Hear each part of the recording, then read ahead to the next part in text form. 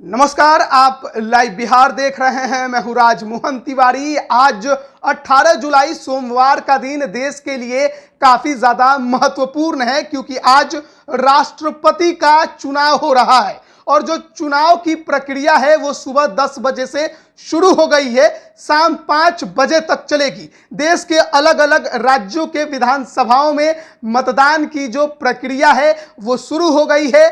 बिहार में भी जो मतदान की प्रक्रिया है वो सुबह 10 बजे से शुरू हो चुकी है, जो कि शाम 5 बजे तक चलेगी। आपको मालूम होगा कि इस बार राष्ट्रपति के चुनाव में 2 उम्मीदवार मैदान में हैं।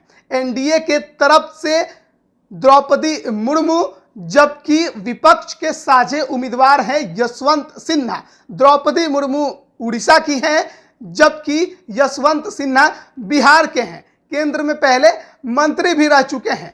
ऐसे में जब वोटों की गणित की बात आ रही है तो उसमें द्रौपदी मुर्मू का पलड़ा देश भर में अगर देखा जाए तो भारी नजर आ रहा है। लेकिन अगर बात बिहार की करें तो बिहार में 243 विधायकों वाली विधानसभा है, लेकिन 243 विधायक इस बार वोट नहीं डालेंगे। महज 242 विधायक ही वोट डालेंगे, क्योंकि अनंत सिंह की जो सदस्यता है उसे रद्द कर दी गई है, यानी उनकी सीट खाली हो गई है, तो वो वोट नहीं करेंगे। इसलिए विधानसभा में 242 विधायक बचे तो 242 विधायक ही वोट करेंगे।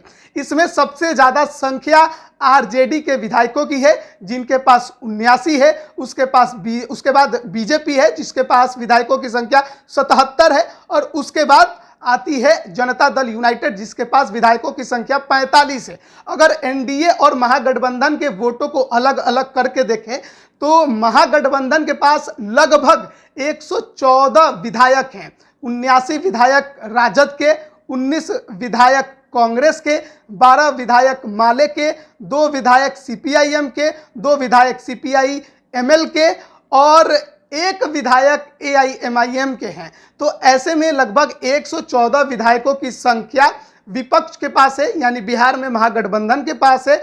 और वहीं दूसरी तरफ अगर देखें एनडीए की, तो एनडीए में लगभग 127 विधायकों की संख्या है, जिसमें 77 विधायक बीजेपी के और 45 विधायक जनता दल यूनाइटेड के, 4 विधायक हिंदुस्तानी अवाम मोर्चा के हैं और 1 निर्दलीय सुमित सिंह है, जो कि जनता दल यूनाइटेड को अपना समर्थन दिए हुए हैं। ऐसे में पलड़ा विधायकों की गणित में भी एनडीए का भारी है। साथ ही साथ लोकसभा और राज्यसभा सांसद भी इस बार वोट करेंगे, यानी राष्ट्रपति चुनाव में हमेशा करते रहे हैं।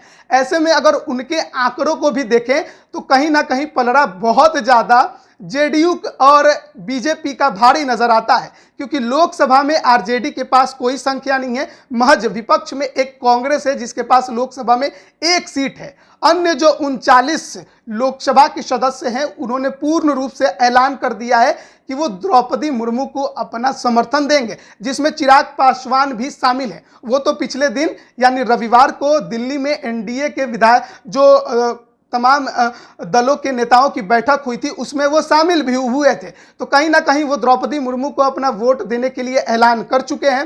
साथ ही साथ अगर देखा जाए राज्यसभा सदस्यों की संख्या की, तो उसमें भी एनडीए का पलड़ा भारी है। लगभग 16 राज्यसभा सदस्य हैं बिहार से, और ऐसे में इसमें भी एनडीए का पलड़ा भारी बिहार से नजर आता है। तो भले ही आरजेडी बिहार की सबसे बड़ी पार्टी हो, लेकिन मतगणना जब होगी तो पलड़ा एनडीए का भारी नजर होगा। द्रौपदी मुर्मू को बिहार से भी सबसे ज्यादा वोट आपको मिलते नजर आएंगे। और देश भर में भी जिस प्रकार से अलग अलग पार्टियों ने खुल्लम खुल्ला ऐलान कर दिया है कि वो किसे वोट देंगी, तो उनके भी अगर वोट गणित को जोड़ते हैं तो द्रौपदी मुर्मू आसानी से बहुमत हासिल करते नजर आती हैं। हालांकि आज जो है वो वोटिंग होगी और ये गुप्त मतदान होता है, इसमें व्हीप जारी नहीं होता है, तो कोई भी विधायक या कोई भी सांसद किसी को भी वोट कर सकता है। क्रॉस वोटिंग इसमें आसानी से हो सकती है, लेकिन देखना होगा कि कोई क्या ऐसा करेगा या नहीं करेगा।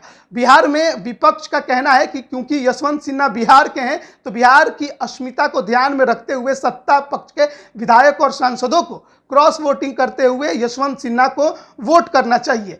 अब देखना है कि हालांकि किसे वोट मिलता है, क्या होता है। 21 जुलाई को मतगणना होगी तो परिणाम भी सामने आ जाएंगे, लेकिन आज का दिन चुनावी दिन काफी महत्वपूर्ण। 21 जुलाई को मतगणना होगी तो तमाम जो कयास लग रहे हैं उस पर विराम लग जाएंगे, क्योंकि रिजल्ट भी सामने आ जाएगा। अब बने रहिए लाइव बिहार के साथ, तमाम अपडेट हम तक पहुंचा रहे हैं। आप सभी का बहुत बहुत धन्यवाद।